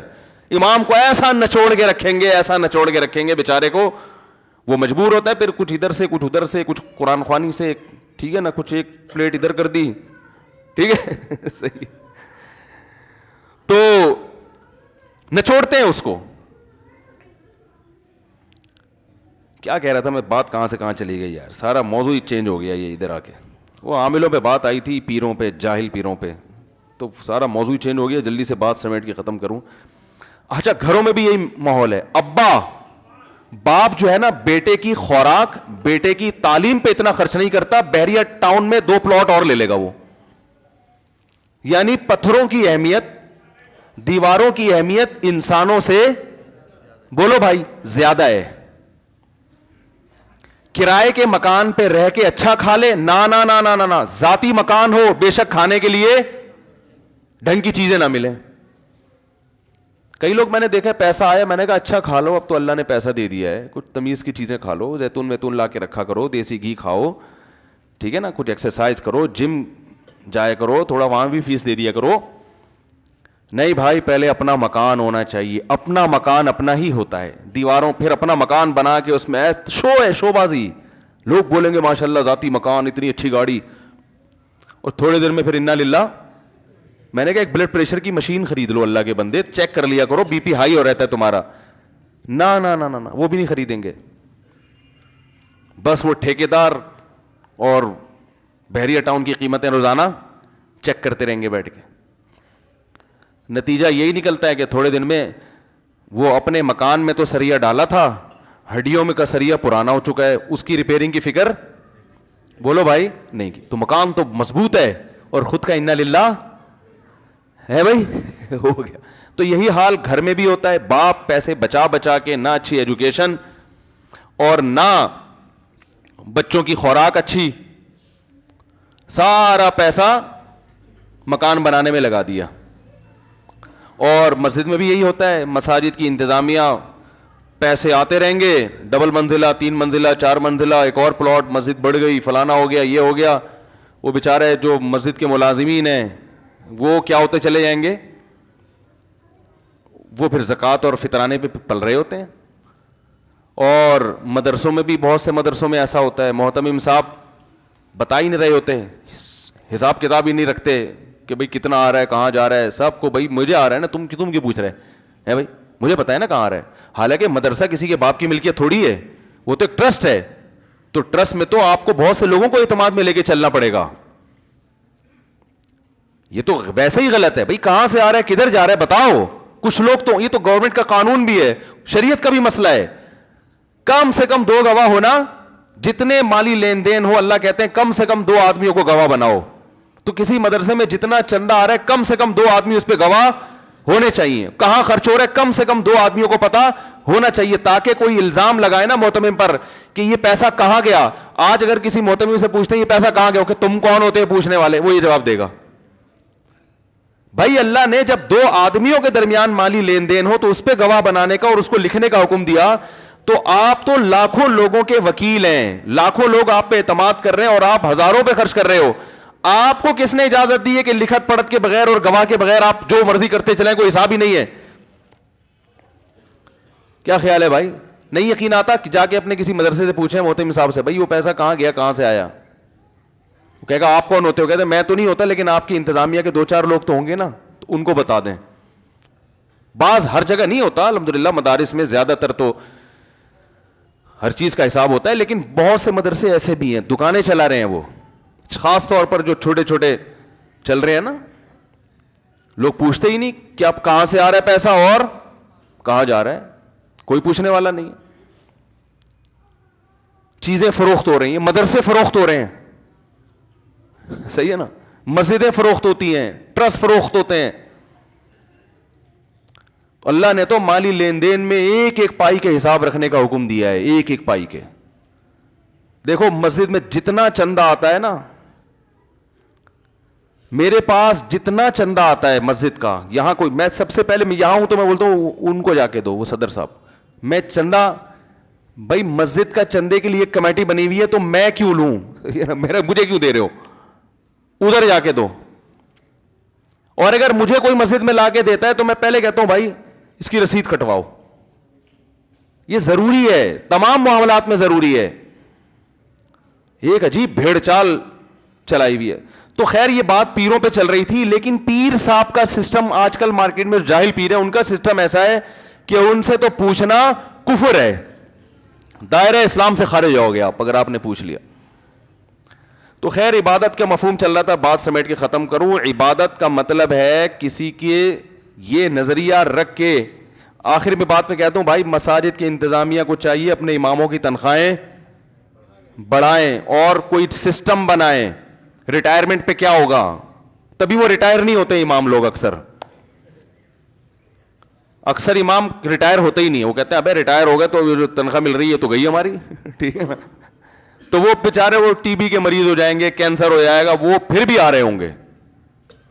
بعض جگہ ایسے مسائل ہوتے ہیں کہ نماز پڑھانا جائز نہیں ہوتا ایسی بیماری میں, لیکن بعض ایسی رپورٹیں آئی ہیں وہ پھر بھی پڑھا دیتے ہیں, یار ہم گھٹ گئے تو ہماری تو تنخواہ جائے گی. تو یہ انتظامیہ کو چاہیے بھائی جس کے اتنے سال ہو گئے, تو جیسے ایک حکومت کا قانون ہے, یہ کمپنیوں میں ہوتا ہے, تو کچھ تھوڑا سا نظام بنانا چاہیے. خیر جی جلدی سے بات کو سمیٹتے ہیں. تو کسی کے سامنے ایسی تعظیم جس میں یہ آپ کا یہ نظریہ ہو کہ یہ میری بگڑی بنا سکتا ہے, مجھے نفع پہنچا سکتا ہے, نقصان پہنچا سکتا ہے, تو ایسی تعظیم اسلام میں کیا ہے میرے بھائی, شرک ہے, اور یہ اسلام میں جائز نہیں ہے. تو اور وہ تعظیم جو اس کے علاوہ ہو, بڑوں کا احترام ہے, وہ شرک نہیں ہے. تو میں نے جو موضوع شروع کیا تھا انتم الفقراء الی اللہ, اے لوگو تم سب اللہ کے در کے فقیر ہو, سارے کے سارے اللہ کے در کے فقیر ہو. تو اللہ انسان کو یہ چاہتے ہیں کہ دونوں قسم کی تعظیمیں, اچھا ایک تعظیم یہ ہوتی, ایک ہوتی ہے تعظیم, ایک ہوتی ہے اپنے آپ کو دوسرے کے سامنے ذلیل کر دینا. کسی کی تعظیم تو رسپیکٹ ہے نا, وہ تو جائز ہے, لیکن اپنے آپ کو کسی کے سامنے ذلیل کرنا جائز نہیں ہے, یہ اللہ برداشت نہیں کرتے. اور ذلیل کیسے کیا جاتا ہے, ذلیل مختلف طریقوں سے کیا جاتا ہے. بعض لوگ ایسا جھک رہے ہوتے ہیں اپنے باس کے سامنے کہ جیسے بھی گر جائیں گے سردے میں, لیکن ذلیل ہونے کی سب سے بڑی علامت ہے کسی سے بھیک مانگنا. آج ہمارے معاشرے میں لوگوں سے مانگنے کا عنصر بڑھتا چلا جا رہا ہے. اسلام نے استغنا سکھایا ہے کہ دوسرے کی جیب میں جو کچھ ہے اس سے مایوس ہو جاؤ, وہ تمہارا ہے بھائی, وہ میرا نہیں ہے. لوگ اپنی دولت کیوں چھپاتے ہیں, اس لیے چھپاتے ہیں نا کہ اگر بتا دیا تو قرضہ مانگنے آ جائے گا کل. یہ ایسا ہی ہوتا ہے کہ نہیں ہوتا؟ بیگم سے بھی چھپایا جا رہا ہے, بیگم کو لوگ صحیح تنخواہ نہیں بتاتے کہ یہ پھر مانگنے آ جائے گی. ساس کو نہیں بتاتے, ساس مانگ لیں گی. داماد کو نہیں, سسر کو نہیں بتاتے, دوستوں کو نہیں بتاتے, ہر آدمی چھپا رہا ہے. میرے تو تعلقات ہر طرح کے لوگوں کے ساتھ ہیں نا. بعض لوگ بڑے مالدار ہیں, غریب بھولیے میں گھومتے ہیں, مجھے بتا دیتے ہیں, ان کو پتہ ہے یہ ہم سے پیسے نہیں مانگے گا. الحمدللہ یہ ایک امیج اچھا پبلک کے سامنے گیا ہوا ہے. تم جن کو بہت اعتماد ہوتا ہے نا کئی سال رہنے کے بعد, وہ بھی بتاتے ہیں, ان کو ڈر ہوتا ہے مولوی صاحب بھی کیا مانگیں گے, پیسے ہی نہ مانگ لیں کہیں. اگر بتا دیا مانگنا جائز ہے استغنا کے ساتھ, وہ تو کسی سے بھی مانگا جا سکتا ہے. بھائی یہ ضرورت ہے, اگر دینی ہے دو, نہیں دینی تو نہیں دو. یہ تو یہاں تک تو ٹھیک ہے. بھائی مسجد میں بالفرض ابھی تو ہمارے وضو خانے میں ضرورت نہیں, ایک مثال دے رہا ہوں, بھائی ضرورت ہے آپ لوگ دیکھ رہے ہیں, بھائی بنا دو تو ثواب ملے گا, نہیں بناؤ تو میرے باپ کا تھوڑی ہے, میرے گھر کا وضو خانہ تھوڑی ہے, ٹھیک ہے نا. بھائی یہ یتیم خانہ ہے, خرچ کر لو ثواب ملے گا, نہیں کرتے تو میرے بچے تو یتیم الحمدللہ نہیں ہے, لیکن ثواب ملے گا آپ کو اگر کرتے ہو یتیم خانوں پہ خرچ, وہ مدرسہ بن رہا ہے, تو یہ تو جائز ہے, یہ فرد واحد سے بھی مانگ سکتے ہیں. لیکن ایک مانگنا وہ ہوتا ہے جس میں سامنے والے کو یہ احساس ہو کہ یار یہ کیا مصیبت بن گیا یہ آدمی. تو اس لیے لوگ اپنی تنخواہ اپنی انکم دوسروں کو بولو بھائی نہیں بتاتے, اور میں خود بھی بھگتا ہوا ہوں. میرے والد صاحب کا انتقال ہوا تو بڑی وراثت ملی تھی, میں نے بتا دی, ہمیں تجربہ ہی نہیں تھا. دوسرا پوچھ رہے کتنے پیسے ملے, میں نے کہا اتنے ملے ہیں, ماشاءاللہ بڑی خوشی ہوئی. اس وقت تو اس کو بڑی خوشی ہوئی, پوری رات پھر وہ سوچتا رہا کہ اس کے پاس اتنے پیسے ہیں, اس کو کاروبار کا تو پتہ نہیں ہے, تو یہ کیسے نکالے ہم. دوسرا آیا مولانا صاحب, ماشاءاللہ آپ کے والد صاحب کا انتقال, اللہ تعالیٰ ان کی مغفرت فرمائے, آپ کو ماشاءاللہ وراثت کتنی ملی. بھائی ہم تو دوستوں یاروں کو بتا دیا کرتے تھے, بھائی اس میں کیا چھپانا ہے یار, اللہ کی نعمت ہے, ٹھیک ہے جانا تو دنیا میں سب نے, اللہ تعالیٰ ان کی افسوس تو ہمیں ظاہر انتقال کا افسوس ہوتا ہے نا. ہمارے والد صاحب تو ہمارے نام دنیا زندگی میں کچھ کرنا چاہتے تھے, ہم نے نہیں کروایا, سب آپ کا ہے ہمارا نہیں ہے. کوئی بہت بڑی وراثت نہیں تھی کہ آپ سوچے کہ پھر آ جائیں یار, اچھا ہمیں کیوں نہیں بتایا یار, ابھی تو ہمیں پتہ چل.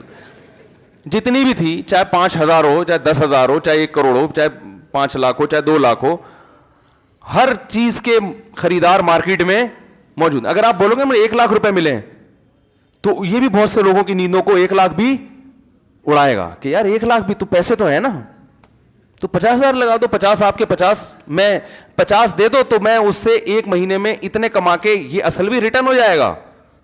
ٹھیک ہے, ایسے ڈرامے ہوتے ہیں. تو جو ہے وہ کیا نام ہے, ہم بیوقوفی میں بتا دیا کرتے تھے, بھائی اتنے ملے, آپ کو کتنے ملے, بھائی اتنے ملے, کیا کیا ملا, بھائی یہ ملا. تو وہ ماشاءاللہ ایسا بھگتا ہم نے طبیعت سے, بڑے قریبی لوگ آ کے, بھائی ایکچولی ایک بزنس ہے میرے دماغ میں, میں چاہتا ہوں کہ آپ ویسے ہی مولوی آدمی ہیں, پیسے ختم ہو جائیں گے, تو ایکچولی ایک بزنس ہے میرے ذہن میں آیا, میرے تو کوئی شوق نہیں لیکن آپ کا فائدہ ہو جائے گا. اور ہمیں چونا لگا کے فلاں نے اتنے ہزار اس کو پکڑا ہے, اتنے ہزار اس کو پکڑا ہے, وہ کپڑے کا کاروبار کرے گا, وہ پلاٹوں میں انویسٹمنٹ کرے گا, وہ گولے گنڈے کی ریڈی لگائے گا, وہ سبزیوں کا کاروبار کرے گا. اور اس کے بعد ایک دن آیا کہ ہم اپنی ایف ایکس کو 40,000 میں قسطوں پہ ایف ایکس خریدی میں نے, سمجھ رہے ہو, وہ بھی ایک شاگرد نے زکوٰۃ سمجھ کے مجھے دے دی ہوگی, پیسے لیے اس نے, لیکن بعض دفعہ انسان کہتا ہے اب کیا یہ بغیر فری میں تو لیں گے نہیں. 40,000 کی ایف ایکس خریدی میں نے قسطوں پہ, ڈینٹنگ پینٹنگ کا کام ہاتھ سے کیا ہے اس میں, یعنی چھت گری بھی ہے تو یوں کیا, تو ایف ایکس میں یہ بڑا فائدہ. وہ پھر دوبارہ اللہ نے الحمدللہ, اب میں کوئی ایسا غریب آدمی نہیں ہوں, اللہ کا شکر ہے, سب کچھ کھانے پینے کو اللہ دے رہا ہے ہمیں, دوبارہ اللہ نے کھڑا کر دیا اپنے پاؤں پہ, بلکہ اس سے بھی گئے تھے, وہ بھی بہت بعد میں لی. تو لوگ کیوں چھپاتے ہیں بھائی, بتا دیا تو فوراً اس کے دل میں فاسد خیالات آنا شروع ہو جائیں گے. تو آپ اپنے آپ کو ایسا بنا دیں کہ لوگ آپ پر اعتماد کر کے بتائیں کہ میرے پاس 1 ارب روپیہ ہے, ٹھیک ہے نا, ایسا اپنے آپ کو بنا دو. اس کو پتا ہے بھائی اس کی صحت پہ کوئی اثر پڑنے والا نہیں ہے کہ اس کے پاس 1 کروڑ ہے, 1 ارب ہے, 10 ارب ہے, 20 ارب. میرے پاس بڑے بڑے لوگ آتے ہیں بتاتے ہیں میری اتنی فیکٹریاں ہیں, میرے اتنے, میں اتنا ارب پتی آدمی ہوں, میرا یہ کارڈ رکھ لیں, ادھر ہم کارڈ لے کے ادھر ڈسٹ بن میں, الحمدللہ میرا یہ معمول ہے. یہ جتنے لوگ مجھے کارڈ دیتے ہیں نا, میں یوں ہوں, میں یوں ہوں, یہ اس خوش فہمی میں نہ رہیں کہ میں کارڈ سیو کرتا ہوں. بھائی میرے کس کام کا ہے تو صحیح ہے نا, وہ فیکٹری ہے ماشاءاللہ, اللہ اور 2 فیکٹریاں بنائے آپ. تو وہ کہتے ہیں آپ کو کوئی کام پڑے, بھائی ہم دعا کرتے ہیں اللہ کرے کہ ہمیں کوئی ایسا کام نہ پڑے کہ ہاتھ نہ پھیلانے پڑیں کسی کے سامنے, اور اللہ نے اب تک بچایا ہوا ہے. تو فوراً میں گھر والوں کو کہتا ہوں بھائی یہ کارڈ ہے ڈسٹ بن میں, یہ ڈسٹ بن میں ڈال دو. تو اپنے آپ کو انسان ایسا بنائے کہ کسی کوئی فیکٹری کا مالک ہے, کوئی کیا ہے, بھائی آپ کی بلا سے, میں تو جو مجھے اللہ دے رہا ہے میرا تو وہی ہے, بس جو میرے بٹوے میں پیسے پڑے ہوئے ہیں وہ ہیں میرے, باقی سارے تمہارے ہیں, میرے نہیں ہیں نا. دیکھو نبی صلی اللہ علیہ وسلم سے صحابی نے پوچھا, حدیث کا مفہوم ہے عزت کا طریقہ کیا ہے, کیسے عزت حاصل ہو, حدیث کا مفہوم ہے. آپ نے فرمایا جو کچھ لوگوں کے پاس ہے اس سے مستغنی ہو جاؤ. جو کسی دوسرے کی جیب میں بے پرواہ, بھائی وہ تمہارا ہے میرا نہیں ہے, ختم. سمجھ رہے ہیں کہ نہیں سمجھ رہے؟ یہ چیز مارکیٹ میں کیا چل رہی ہے, شارٹ چل رہی ہے. ہر آدمی نا ایسے جیسے وہ للچائی ہوئی نگاہوں سے نا, ان کو پتا ہے کہ اس کو پتا چل گیا میرے بٹوے میں اتنے پیسے ہیں, ایسے سونگنا شروع کر دے گا یہ وہیں سے. اس کا ایٹیٹیوڈ ہی چینج ہو جاتا ہے. آپ کی نظر میں امیر ہو غریب ہو برابر. ہاں یہ ایک الگ بات ہے کہ جو معاشرے میں عزت دار آدمی ہوتا ہے اس کو تھوڑا الگ طریقے سے بات کی جاتی ہے, کیونکہ وہ تھوڑی سی بے عزتی پر غصے ہو جاتا ہے. یہ حدیث میں آتا ہے انزل الناس منازلہم, جو جس کا مقام ہے اس کو وہ مقام دو. یہ ایک الگ چیز ہے کہ مالدار آدمی کو آپ نے ایئر کنڈیشن روم میں بٹھا دیا, غریب آدمی کو آپ نے سادہ کمرے میں بٹھا دیا کیونکہ وہ اے سی کا عادی ہے, یہ پنکھے پہ گزارا کر لے گا. یہ استغنا کے خلاف نہیں ہے, یہ تو جیسے جو ہو اس کو وہ عزت دینی چاہیے. لیکن کسی سے لالچ کرنا, نظر رکھنا, لوگوں کے کارڈ سنبھال کے رکھنا, چندہ مانگنا ہے تو بھائی اوپنلی مانگو ساری دنیا سے چندہ. یہ کوئی اپنا خاص ریلیٹو ہے اس سے آدمی ذکر کر دے اس کا. تو یہ آج کل ماحول چل رہا ہے کہ بھائی سگے بھائی کو نہیں بتا رہے لوگ, سگے بھائی کا بھروسہ ختم ہو گیا کہ یہ مانگ لے گا. تبھی جس کے پاس جاؤ نا لوگ اپنی اندر, بھائی میں تو مخروج چل رہا ہوں, گزارا ہی نہیں ہو رہا. پھر تنہائی میں جا کے کہہ رہا ہوگا اللہ تیرا دیا میرے پاس بہت کچھ ہے, میں اس لیے کہہ رہا تھا کہ یہ ڈر بھی رہے ہوتے نا اللہ کا عذاب نہ آ جائے, اے اللہ اس کو بتا دیا نا یہ کھا جائے گا مجھے. تو ہمارے تجربوں سے سیکھیں. ٹیلی نور کمپنی یا کوئی اور کمپنی سے ایڈوانس منگوانا جائز ہے یا سود میں آتا ہے؟ ایڈوانس منگوانا تو جائز ہے. ایڈوانس بیلنس جو ڈلوا دیتے ہیں نا اسی کی بات کر رہے ہیں, یا پھر کیا لون لیتے ہیں نا, وہ لون نہیں ہوتا, وہ آپ یعنی پے کیے بغیر کالز لے لیتے ہیں ان سے, منٹس آ جاتے ہیں کچھ. نہیں, اگر وہ ایڈوانس پیسوں کی شکل میں ہے تو پھر واپس اگر وہ بڑھا کے دینا پڑتا ہے تو وہ تو خالص سود ہے.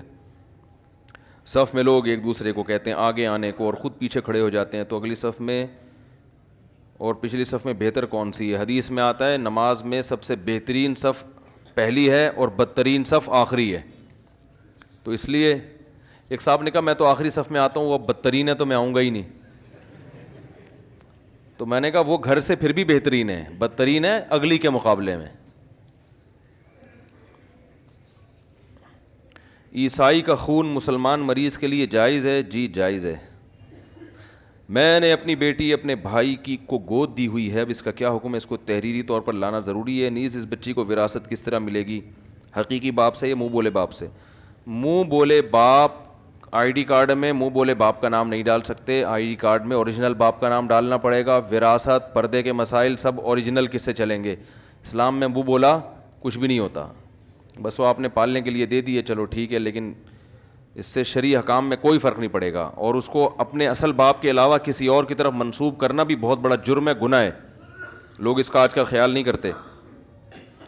ہم اکثر اوقات کئی کام سنت کے مطابق کر رہے ہوتے ہیں, مگر ہمیں ان کاموں کے سنت ہونے نہ ہونے کا معلوم نہیں ہوتا اور نہ ہی سنت کی نیت ہوتی ہے. بھائی اگر سنت کی نیت ہوگی تو پھر تو ثواب ملے گا, ورنہ نہیں. ہمارے بھائی اصغر بھائی آغان ہاسپٹل میں داخل ہیں, دل سے دعا اللہ تعالیٰ ان کو شفایات کامل عاجل عطا فرمائے. مفتی صاحب میں شفیع اللہ ہوں, میرے بھائی نے آپریشن کیا تھا 5 مہینے پہلے, ڈاکٹر کہتے ہیں بالکل صحیح ہے, آپریشن کی جگہ ٹھیک ہے, لیکن بھائی وہم کرتا ہے, تو آپ کچھ نصیحت کروائیں, دماغ کا بھی آپریشن کروا لیں. جب ڈاکٹر کہہ رہا ہے بھائی آپریشن ٹھیک ہے, جو چیز کاٹنی تھی کاٹ دی ہے, جو جوڑنی تھی جوڑ دی ہے, پھر بھی وہم کر رہا ہے, تو پھر تو دماغ کا علاج کرانا ضروری ہے نا. اللہ بچائے وہم کی بیماری سے. اگر مسلمان علاقے میں کوئی ہندو یا کرسچن رہتا ہو اور ان کے گھر موت ہو جائے تو کیا مسلمان کو ہندو کی موت میں جانا چاہیے, کندھا دینا چاہیے, مرگھٹ جانا چاہیے؟ کندھا وندھا تو نہیں, ان کی رسومات میں تو شریک نہیں, ویسے ہی تعزیت کر سکتے ہیں جا کے کہ بھائی ہمیں بڑا غم ہوا کہ آپ کا ایک بندہ دنیا سے چلا گیا, تو اس غم میں ہم آپ کے ساتھ برابر کے شریک ہیں, بس دعائیں مغفرت نہیں کر سکتے. ایک عالم نے کہا ہے کہ آپ صلی اللہ علیہ وسلم کی آمد سے پہلے بی بی ساجدہ نے فرمایا کہ ستارے سب اکٹھے ہو گئے آسمان پر, اور فضا میں فرشتے ہی فرشتے, اور ایک فرشتہ 3 جھنڈے لے کر آیا, ایک مکہ یعنی خانہ کعبہ میں جھنڈا لگایا, ایک شمال میں اور ایک جنوب میں. تو اللہ پاک نے آپ کی آواز کا جشن منایا, آپ کی آمد کا جشن منایا. تو اسی اللہ کی سنت پوری کرتے ہیں. بھائی ایسا کچھ نہیں ہے, سب من گھڑت قصہ ہے یہ. سوال یہ کہ میزان بینک میں مضاربہ اکاؤنٹ کے حوالے سے اس میں کلاسک بینک کو پیسے دینا اور کلائنٹ کا بینک کو پیسے دینا اور بینک کے بقول وہ اس سے مختلف شعبوں میں سرمایہ کاری کرتا ہے اور جو منافع ہے اس میں آدھا خود جائز ہے. میزان بینک پہ ہم نے بہت اسٹڈی کی ہے, جائز ہے. خورشیدہ عالم کی صحت کے لیے دل سے دعا, اللہ تعالیٰ ان کو شفائے کامل عاجل عطا فرمائے. مفتی صاحب کیا تنور کی روٹیاں بیچنا یا کوئی اور روٹیاں بیچنا مروت کے خلاف ہے؟ نہیں بھائی, کیوں مروت کے خلاف ہے؟ لوگ گٹکے بیچ رہے ہیں یار, ان کو شرم نہیں آ رہی, آپ روٹیاں بیچ رہے ہو. مفتی صاحب کیا کوئی ایسی حدیث ہے کہ میرے بعد میرے 12 خلیفہ نقبہ ہوں گے؟ اگر ہے تو براہ مہربانی اس حدیث کا مطلب بتا دیں. تحقیق کر کے بتاؤں گا, ابھی نہیں. کیا کپڑے کی تجارت کرنا دیگر تجارتوں سے افضل ہے؟ کیونکہ یہ پھر لمبی بحث ہے اس میں, پھر 12 خلیفے کون ہیں, پھر کیا ہے. حدیث میں آتا ہے 30 سال میری امت میں میری خلافت رہے گی, اور یہ حضرت حسن رضی اللہ تعالیٰ عنہ تک تھی. اس کے بعد ملوکیت آئے گی, بادشاہت آئے گی. تو جو نبی صلی اللہ علیہ وسلم کی حقیقی خلافت ہے وہ حضرت حسن تک رہی ہے. حضرت علی کے شہادت کے بعد 6 مہینے حضرت حسن کی خلافت تھی نا, اس کے بعد پھر اسلام میں بادشاہت شروع ہو گئی, اور اب بادشاہت بھی گئی, اب جمہوریت آ گئی ہے. سمجھ رہے ہیں؟ وہ بھی نہیں ہے ہمارے ہاں, تو نہ جمہوریت ہے نہ بادشاہت ہے, پتہ نہیں کیا ہے, کچھ پتہ ہی نہیں چلتا کہ مارکیٹ میں چل کیا رہا ہے. کیا کپڑے کی تجارت کرنا دیگر تجارتوں سے افضل ہے؟ اس لحاظ سے افضل ہے کہ آپ اس میں لوگوں کو برہنہ ہونے سے بچا رہے ہیں. بھائی کپڑا پہنا رہے ہیں نا پبلک کو, اس لحاظ سے آپ افضل کہہ سکتے ہیں, باقی کوئی خاص اس کی فضیلت میرے علم میں نہیں ہے. بھائی یہ کپڑوں کے تاجر ہیں تبھی ہم تمیز سے بیٹھے ہوئے ہیں سب لوگ ماشاءاللہ, اگر یہ لوگ ہڑتال کریں مسائل کھڑے ہو جائیں گے نا. درس یا تقریر کے دوران مسجد میں بیٹھے ہوئے درس سننے کے ساتھ ساتھ ذکر درود شریف پڑھ سکتے ہیں؟ بھائی نہیں پڑھنی چاہیے, نہیں پڑھنا چاہیے. جب درس ہے تو درس سنیں غور سے. قرآن شریف میں غلمان کا تذکرہ ہے, غلمان کون ہوں گے؟ غلمان ہوں گے خوبصورت بچے موتیوں کی طرح جو خدمت کریں گے. جنت میں بہت پیارے پیارے خوبصورت بچے ہوں گے جو قرآن کہہ رہا ہے اذا رأیتہم حسبتہم لؤلؤا منثورا, جب تو نے دیکھے گا تو ایسے لگے گا جیسے بکھرے ہوئے موتی, تسبیح کا دانہ ٹوٹتا ہے نا, موتی پھیل جاتے ہیں, تو ایسے پیارے خوبصورت بچے ہوں گے جو خدمت کریں گے. مفتی صاحب کپڑوں پر نجاست لگ گئی, خشک ہونے پر پتہ نہیں چل رہا کہ یہ کہاں لگی ہے. اگر نجاست لگ کے خشک ہو جائے پتہ نہیں چل رہا تو اندازے سے کسی جگہ کو دھو دیں, کپڑا پاک ہو جائے گا, وہم نہ کریں. اندازہ ہو نا جس طرف غالب گمان جائے بس وہ دھو دیں. میرے ایک دوست ہے جو سگریٹ اور چھالیاں وغیرہ کے اصلی برانڈ کی ایک نمبر کا ہول سیلر سے لے کر ریٹیل کو فروخت کرتا ہے. ریٹیلر کو بھی پتہ ہوتا ہے یہ اصلی نہیں ہے بلکہ 1 نمبر کاپی ہے.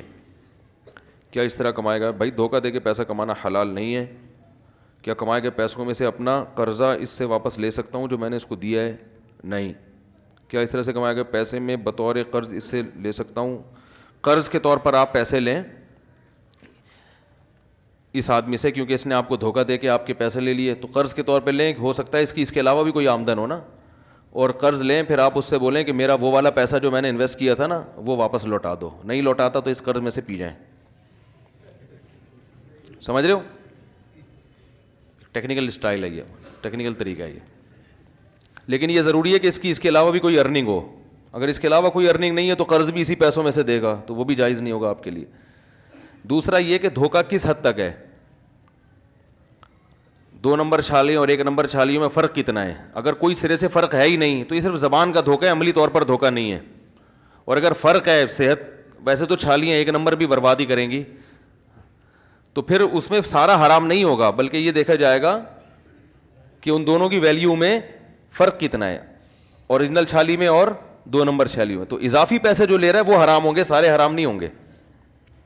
اگر فرض نماز میں 4 کے بجائے 5 رکعتیں پڑھ لی تو کیا نماز قضا کرنا ضروری ہے؟ بھائی نہیں, 5 رکعت پڑھ لی تو پھر اگر سجدہ سے پہلے خیال آیا تو بیٹھ کے سجدہ سہو کر کے نماز ہو جائے گی. اگر پوری 5 رکعت پڑھ کے خیال آیا تو پھر دوبارہ نماز پڑھیں.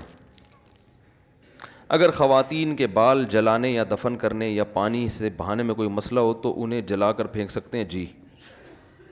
مفتی صاحب نکاح میں اکثر نکاح کے ٹائم لڑکی کی طرف سے جو ولی لڑکی کی رائے لینے کے لیے اندر جاتے ہیں وہ نامحرم ہوتے ہیں, مثلاً کسی بھی ماموں بہنوئی وغیرہ جو عمر میں بڑے ہوتے ہیں بھیج دیے جاتے ہیں. یہ بہت بڑی بے شرمی ہے. آج کل نامحرم کو لڑکی کا ولی بنایا جاتا ہے. بہنوئی جا رہا ہے اس دلہن سے, وہ کیا لگتا ہے بھائی, وہ سالی سے کیوں پوچھ رہا ہے جا کے, کیوں, وہ دلہن بنی بیٹھی ہے, اس کا کیا لگتا ہے جو اس کے پاس جا رہا ہے. کزن پوچھ رہا ہے جا کے, کبھی بہنوئی پوچھ رہا ہے, کبھی سالہ پوچھ رہا ہے. سالہ کسے کہتے ہیں؟ بیوی. وہ تو پوچھ نہیں سکتا نا, عورت کا سالہ تو ہوتا نہیں ہے, تو بہنوئی ہی ہو سکتا ہے. تو جیٹھ پوچھ رہا ہے, دیور پوچھ رہا ہے, یعنی آپ کی بیوی کا دیور آپ کی بہن سے جا کے پوچھ رہا ہے, آپ کا دیور, ابے کیا ہو گیا, یعنی آپ کی بیوی کا دیور. بہرحال چھوڑیں کون پوچھ رہا ہے, نامحرم پوچھ رہا ہے. یہ رشتوں میں بہت کنفیوز ہو جاتا ہوں, جٹھانی اور دیورانی اور جٹھانے ٹائپ کی چیزیں سمجھ میں آج تک آئی نہیں ہیں. تو مجھے لوگ بتا رہے ہوتے ہیں نا کہ وہ فلانے کے جیٹ ہے, تو میں بھائی وہ کیا ہے, سیدھا سیدھا بتا دے, شوہر کا بھائی ہے, بس یہ بتا دو. تو نامحرم اس موقع پر عورت کے پاس جائے غلط ہے. جائے کون؟ کوئی بھی نہیں جائے. جب شادی ہو رہی ہے بچی کی, تو باپ نے بیٹی کو پہلے بتایا ہوگا نا کہ تمہاری یہاں شادی کر رہے ہیں, تو بیٹی نے رضا کا اظہار کر دیا, بس ختم ہو گئی بات. باپ ولی ہے, نیچرل ولی ہے باپ, قدرت نے اس کو ولی بنا دیا ہے. باپ نہیں ہے تو دادا ولی ہے, دادا نہیں ہے تو بھائی ولی ہے, یہ خود بخود بنے ہوئے ہیں. تو ان کو یہ پتا ہے کہ بچی راضی ہے, تو انہوں نے پوچھ لیا, وہ خاموش رہی, خاموشی اجازت ہے. بھائی منع کرنا تھا تو منع کر دیتی, اگر خاموش ہے تو اس کی علامت ہے کہ وہ کیا ہے, راضی ہے. اب دیکھو شریعت نے اس کو بولنے کا بھی حکم نہیں دیا کہ بولے قبول ہے, اس لیے کہ حیا آتی ہے عورت کو. باپ اور بھائیوں کے سامنے شرم آتی ہے, تو بہنوئی کے سامنے تو اور زیادہ نہیں آئے گی. اب شرم ہی مارکیٹ میں شارٹ ہو جائے تو اس کا کیا کرے پھر انسان. یہ تو وہ ان لوگوں کو مسائل سمجھ میں آئیں گے جو ذرا حیا اور شرم کے سمجھتے ہیں. تو باپ اور بھائی کو سامنے اظہار کرتے ہوئے لڑکی کو شرم آتی ہے, تو اسلام نے کہا کہ اس سے بولنے پر مجبور مت کرو, بس خاموش رہ گئی تو اس کی علامت ہے کہ یہ راضی ہے. منع کرنا ہوتا تو منہ سے بول دیتی, بھائی نہیں ابا کیا کر رہے ہو میرے ساتھ, یہ سیٹنگ کہیں اور چل رہی ہے, شادی آپ کہیں اور کر رہے ہو, یہ کیا مذاق ہے. تو جو ہے نا وہ صاف بول دیتی. تو باپ ہے وہ قدرتی ولی ہے, تو جب وہ آئے گا تو بس وہ نکاح, جو قاضی صاحب ہیں ان سے پوچھیں گے, بھئی آپ مجھے اجازت دیتے ہیں کہ آپ کی بچی کا نکاح فلاں جگہ کر دوں؟ بھئی اجازت ہے. تو وہ امام صاحب یا قاضی وہ وکیل بن جاتا ہے, ان کی پرمیشن ادھر ٹرانسفر ہو گئی ہے, اب وہ نکاح پڑھائے گا, ہو جائے گا. تو اس تکلف کی ضرورت نہیں ہے. تو پھر دو آدمیوں کو بھی لے کے جا رہے ہوتے ہیں ساتھ میں, تو یہ سب تکلفات ہیں. ہاں ایک رجسٹریشن کے لیے جو حکومت کے لوازمات ہیں وہ تو ڈاکومنٹیشن ہے نا, وہ ایک الگ چیز ہے. لوگ گواہوں کے لیے بڑے پریشان ہوتے ہیں, کس کو گواہ بنائے. بھائی جب نکاح ہو رہا ہوتا ہے جو جتنے لوگ ہوتے ہیں وہ سارے گواہ ہوتے ہیں. یہ تو ڈاکومنٹیشن کے تکلفات ہیں کہ 2 بندوں کے نام ڈالے جائیں شناختی کارڈ کے عین مطابق. اب قاضی لوگ کیا کر رہے ہوتے ہیں, وہ نکاح پڑھاتے ہوئے ان گواہوں کے نام بھی لے رہے ہوتے ہیں. برو ایک تو پرانی اردو استعمال کرتے ہیں, میں اتنے مہر میں ان طلب سکہ رائج الوقت. ابے 50,000 روپے کا مطلب 50,000 روپے, اس میں سکہ تو ہے ہی نہیں ہے. تو کیا کو پرانے زمانے کی کرنسی پہ بھی کوئی نکاح پڑتا ہے کہ جی میں 50,000 دینار جو نبی کے دور میں چلا کرتے تھے, تو سکہ میں دیکھتا ہوں نا بعض لوگ جو نکاح پڑھاتے ہیں عجیب اسٹائل میں, وہ امپریشن ڈال رہے ہوتے ہیں کہ اس طرح جو نکاح ہوگا نا یہ ہوتا ہے خاندانی. اور لوگ بھی ڈر جاتے ہیں کہ یار نکاح پڑھانا بڑا مشکل کام ہے, یہ تو کسی پروفیشنل آدمی سے ہی پڑھوانا چاہیے. نکاح پڑھانا دنیا کا سب سے آسان کام, بہت آسان کام ہے. ایجاب و قبول ہے بھائی, وہ کر لے, یا دولہا کی طرف سے میں وکیل بن جاتا ہوں اکثر نا. بھائی لڑکی والوں سے میں پوچھتا ہوں مجھے اجازت دے دو, کہتے ہیں اجازت ہے. تو اب میں لڑکی کا وکیل میں بن گیا, تو میں کہتا ہوں بھائی میں نے فلانی لڑکی کا نکاح آپ سے کرا دیا, ہو گیا, میں قبول کیا, ہو گیا. یہ سارے گواہ موجود ہیں نا, مہر کا زبان سے تذکرہ ہو جائے, اتنے مہر میں اتنے روپے, اتنے ڈالر, اتنے ریال, اتنے درہم, ٹھیک ہے نا. اور جس ملک میں بیٹھے ہیں اسی ملک کی کرنسی. مجھے ایک بات بتاؤ, آپ جب پیاز خریدنے جاتے ہو, وہ کہتا ہے بھائی کتنے روپے کلو, آپ پوچھتے ہو نا کتنے روپے کلو, وہ کہتا ہے جی 50 روپے سکہ رائج الوقت کے مطابق. اچھا بھائی ٹماٹر کیسے دے رہا ہے, 60 روپے سکہ رائج الوقت, روبرو گواہان کے. آپ خریدو گے ٹماٹر؟ بولو کہ بھائی تیری تو اپنی سیٹنگ کیا ہے, آؤٹ ہے. ابے تو سیدھا سیدھا بتا 50 روپے کلو ہے یار, ہم پاکستان میں کراچی میں ہیں تو روپے ہی ہوں گے نا. تو نکاح میں نا عجیب ٹوپی ڈرامے چل رہے ہیں. روبرو, مجھے تو پورے الفاظ بھی یاد نہیں ہوتے, ایسے نکاح پڑھایا جاتا ہے کہ بھائی میں نے فلانی ایک صاحب تو نکاح پڑھا رہے تھے, لڑکی کا نام لیا انہوں نے, فرض کرے زینب نام تھا لڑکی کا, زینب بنت فلاں, اور اس گھر میں اس نام کی کوئی دوسری لڑکی موجود نہیں ہے, روبرو چشم الدین ول قطب الدین گواہ, اور ایک اور پتہ نہیں کوئی اسی ٹائپ کے سبکتگین لگا لیں آپ, اتنے مشکل نام, فلانے بن فلانے کے گواہ میں, اور لڑکی کے ولی جناب ذوالقرنین حیدر, کچھ بھی لگا دو, مجھے نہیں پتا کوئی ذوالقرنین حیدر بیٹھے ہوئے ہوں. تو اتنی وہ دولہا بھول ہی گیا کہ ہو کیا رہا ہے. وہ ہوتے ہوتے ہوتے اتنے سارے چکہ رائج الوقت کے مطابق بحق مہر سکہ رائج الوقت کے مطابق میں نے آپ کے نکاح میں دی, کیا آپ نے قبول کی؟ ابے کیا جج عدالت لگی ہوئی ہے کیا, اس سے قتل اگلوا رہے ہو؟ بھئی تم نے 5 آدمیوں کو قتل کیا, اتنے کیا تم قبول کرتے ہو؟ قاتل کہتے ہیں ہاں میں قبول کرتا. ایسی تجویز کو دولہا ڈر جاتا ہے, بعض دفعہ اس کا موڈ نہیں ہوتا قبول کرنے کا, حقیقت ڈر کے قبول کر لیتا ہے, یار یہ کیا ہو گیا. تو وہ اتنا جا کے نا دولہا بھول ہی جاتا ہے کہ ہو کیا رہا ہے یہ, بس اس کو آخر میں پتا ہوتا ہے میں نے کیا بولنا ہے, قبول ہے. پھر 3 دفعہ قبولواتے ہیں, پوری گردان کر کے نا, پھر دوبارہ سے بسم اللہ, پھر دوبارہ سے اسٹارٹ کریں گے, سکہ راج الوقت بحق مہر بعیوض, یہ بھی ایک لفظ آتا ہے درمیان میں, بعیوض. بھائی جب ٹماٹر خریدتے ہو تو یہ کہتے ہو یہ ٹماٹر کتنے روپے کلو بعیوض کے دیے ہیں آپ نے, بھائی کتنے کا دے گا یہ بتا, بولتے ہیں نا. تو نکاح بھی آسان ہے بھائی, فلانی خاتون کا میں نے اتنے مہر میں آپ سے نکاح کر دیا, بھائی قبول ہے, آپ بولو ہاں بھائی قبول ہے, ختم. وہ ہے نا ایک لکھنؤ کا آیا, لکھنؤ کے لوگ بڑے اردو خاندانی ہوتی ہے نا, وہ آیا کراچی میں یا کہیں پنجاب میں گیا, پنجاب میں, تو وہاں کیلے بک رہے تھے. کہتے ہیں آپ کیلے عددن دیتے ہیں یا وزنن, یعنی وزن کے ذریعے دیتے ہیں تول کے, یا یہاں عدد گن کے دیے جاتے ہیں. تو بھائی جان اب سبزی والے سے پوچھ رہا ہے, وہ پھل والے سے, ریڑھی والے سے, لکھنؤ کا, کہہ رہے آپ کے ہاں کیلے عددن بکتے ہیں یا وزنن. اس کو کیا سمجھ, کہہ رہے پتہ نہیں عددن وزن, دنادن بکتے ہیں, دنادن لینا لو ورنہ نکلو یہاں سے. کہہ رہے ہمارے یہاں کیلا, وہ 3-4 دفعہ اس نے پوچھا نا, وہ سبزی والا منہ دیکھ رہا ہے اس لکھنؤ والے کا, بھائی تو بول کیا رہا ہے؟ وہ کہہ رہا ہے بھائی میں آپ سے پوچھ رہا ہوں آپ کے یہاں کیلے عددن بکتے ہیں یا وزنن.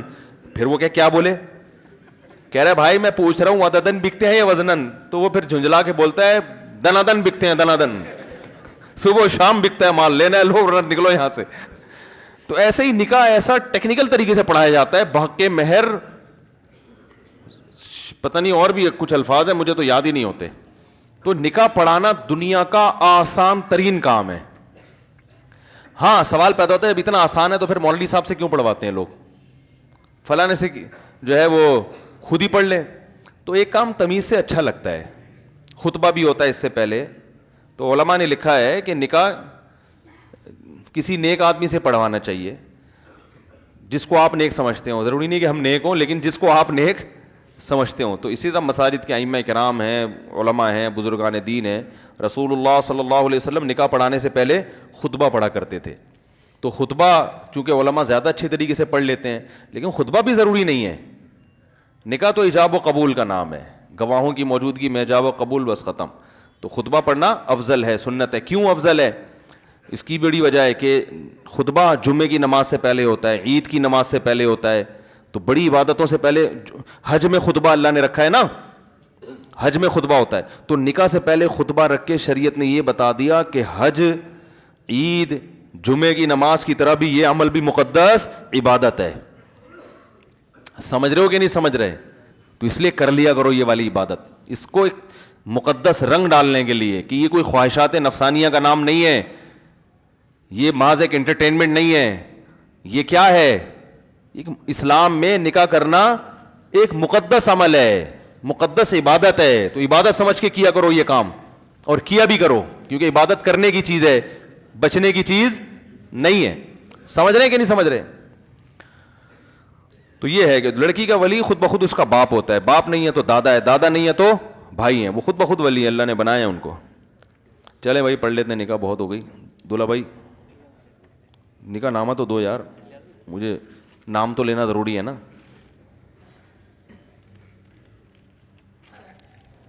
ہاں بھائی, دلہن کے ولی کون ہیں؟ سید مظاہر حسین. آپ ہیں, آپ نے اجازت دی ہے مجھے جی. محمد ابراہیم کا نکاح حنا تہنیت نام ہے, تہنیت, حنا تہنیت سے اجازت ہے. کتنا مہر ہے؟ 50,000 مہر. الحمد للہ نحمده ونستعینه ونستغفره ونؤمن به ونتوکل علیہ ونعوذ باللہ من شرور انفسنا ومن سیئات اعمالنا من یهده اللہ فلا مضل له ومن یضلل فلا هادی له ونشهد ان لا الہ الا اللہ وحدہ لا شریک له ونشهد ان محمدا عبده ورسوله صلی اللہ تعالی علیہ وعلى آلہ واصحابہ وبارک وسلم تسلیما کثیرا کثیرا. اما بعد فاعوذ باللہ من الشیطان الرجیم. بسم اللہ الرحمن الرحیم. یا ایھا الناس اتقوا ربکم الذی خلقکم من نفس واحدۃ وخلق منها زوجها وبث منهما رجالا كثيرا ونساء واتقوا الله الذي تساءلون به والارحام ان الله كان عليكم رقيبا.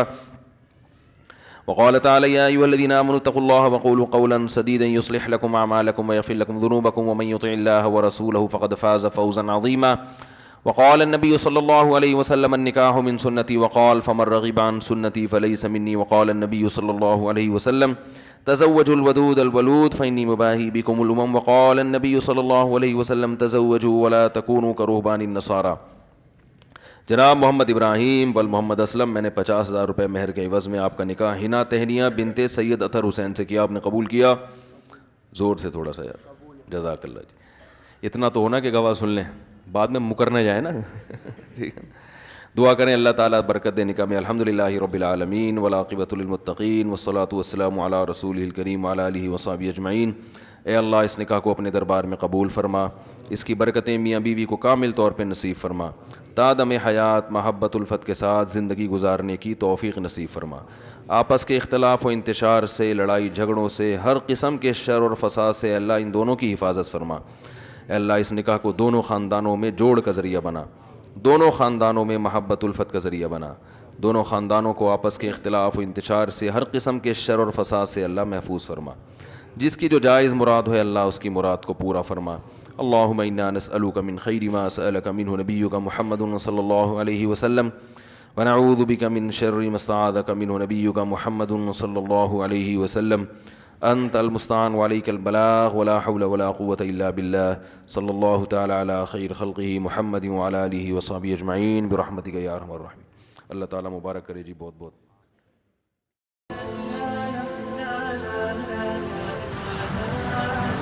Thanks for watching. Don't forget to like, comment, share and subscribe to Mufti Tariq Masood Speeches channel.